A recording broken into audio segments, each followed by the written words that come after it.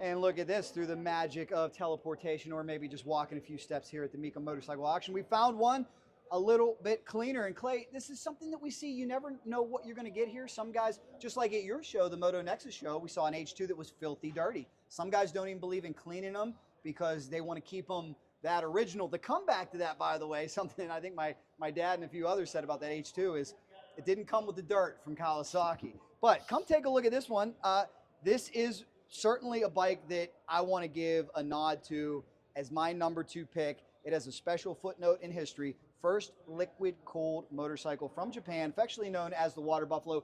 According to this tag here, also called the Kettle. I've never heard it called the Kettle, but I'm sure maybe a few people do over there. This thing was marketed as the Le Mans in the North American market. It was a 5-speed manual gearbox with a wet clutch, 738cc liquid-cooled 2-stroke triple. 3 cylinders here. So here's my big question.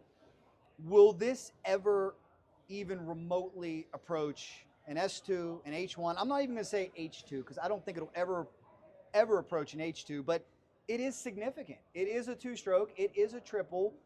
Why do you think these bikes are slipping through the cracks? This is a piece of history. I don't know that many guys have these bikes, you know, when they were new back in the day. I'm not really sure on the numbers, but for whatever reason, it's sort of an under the radar collectible. And, you know, when they're in pristine condition, which I've seen, they can command big money, you know, well over 10 grand. And I've seen some go for a lot more than that. But, you know, this has been somebody's rider. It wasn't polished or really cleaned up for this event, but it's still a really excellent example of a Buffalo. And